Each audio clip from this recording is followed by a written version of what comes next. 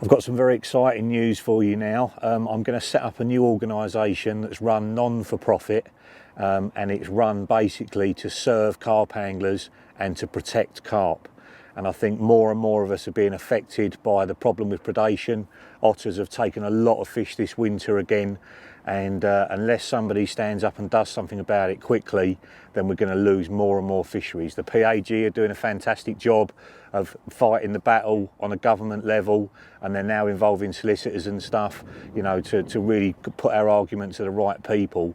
But I thought, what can I do in the meantime to secure carp fishing and make it more accessible for more people? So I'm going to set up this organisation, and that's got three main priorities.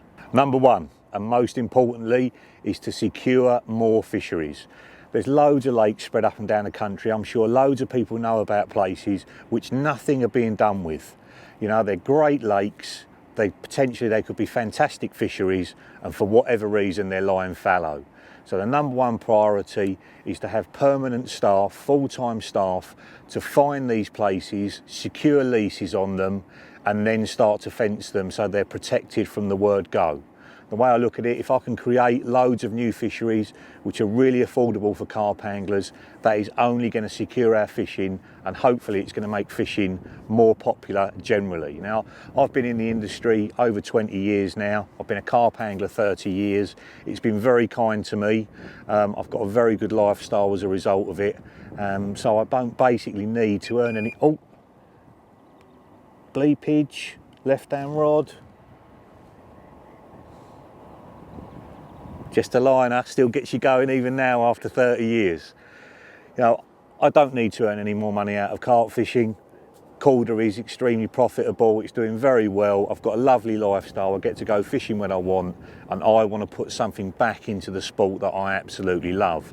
So these lakes are going to be affordable for everybody, and they're going to be run just right. So there's not going to be too many members, there's not going to be too many swims, there's not going to be loads of nuisance fish in the lakes that you have to wade through. They're going to be run specifically for carp anglers, they're going to be managed properly, and hopefully in years to come they're going to be some of the best waters in the country. So priority number one is to find somebody that's prepared to devote their working life to finding these lakes, securing leases, and then getting them set up. And as soon as one's set up, we move on to the next one, and on to the next one, and the next one. And to begin with, I'm going to finance it. So it's going to come out of my personal pocket, and then once these places are actually generating some money, if there's any excess money from the syndicate fees, that's going to go on to finding the next lake, and the next lake, and the next lake. And this is a lifetime's work. This is not going to come and go in a couple of years. There can't be enough carp lakes in this country for my liking. So whoever takes this job on, it's going to be a lifetime's work.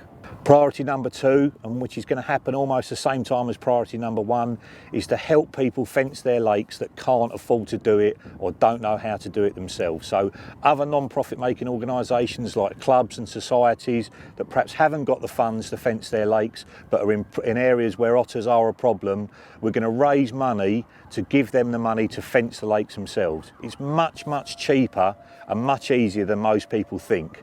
I think we've all been frightened off by it in the past by thinking it's going to cost tens of thousands of pounds just to do a small lake. It's not like that anymore. I've got friends like Mark Bryant who's fenced his own lakes for just a few £1,000s, and once they're fenced, they're protected against otters forever. So that's going to be priority number two. We're going to do fundraising events. So we're going to do big slideshows where all the money that comes from the slideshow goes towards fencing a lake that really, really needs it. And what we want is clubs and societies and syndicates as well to get in touch with us and tell us they've got a problem and ask for our help. If we don't know there's a problem, we can't do anything about it. So we're all going to be raising money to do that. There's lots of real top carp anglers that are going to be helping me in that plight. And also we're hoping that other companies are going to get involved and think up new ways to raise money as well, because the more of us that can do it, the more difference we can make. And these fences are being given for free. We're not expecting anything in return. All we want to do is protect the carp and protect the lakes that we love. Priority number three, and this is a lot further down the line, is to give carp anglers a voice at a government level. And we've been saying for years that there's no one to speak up for us in the right places. The Carp Society was set up many years ago to do that. That's pretty much fizzled away and has basically just become an angling club now.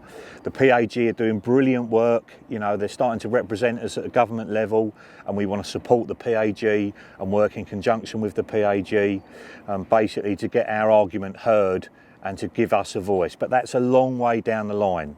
To begin with, I think the thing I can do the best is to create more fisheries, secure more fisheries. That's going to make the most difference to carp angling in the short term.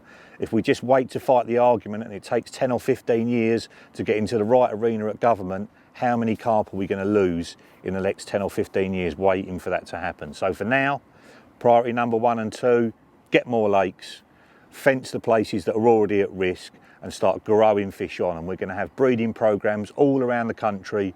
We're going to show clubs and societies and syndicates how to cut new scrapes in the ground, how to collect spawn, how to put it into these scrapes, how to protect them, how to feed them. So there's a conveyor belt of fish of all different strains all around the country that are being brought on, because there's a massive resource there that isn't being taken advantage of. These fish are spawning every year. The mortality rate is 99% or higher in most lakes, so hardly anything gets through. If we show people how to dig their own little pits, their own little stock ponds, they can start bringing fish on themselves, and there is nothing more satisfying than bringing a fish on from an egg, returning it back into your lake in a few years' time at double figures or whatever, and then in 10 years' time someone's catching that fish at 40 pounds. There's some brilliant syndicates up and down the country. I'm a member of a couple of them, and the guys there are very passionate and they're working really hard to do just that, spawn their own fish on, grow them independently of all the other fish so the strain stays pure, and then put them back in the lake. And that is a very noble pursuit, and I want to see people doing it up and down the country. So at the moment the organisation hasn't got a name. I've got people like John Hannon, who did the Korda logo, working on it for us. It's hopefully going to be something very modern, very catchy, but this is something that's going to run indefinitely for as long as I go carp fishing and beyond. And hopefully loads of people are going to support me in this project, and it's going to secure carp fishing for many years to come. I want carp fishing to not only survive but thrive.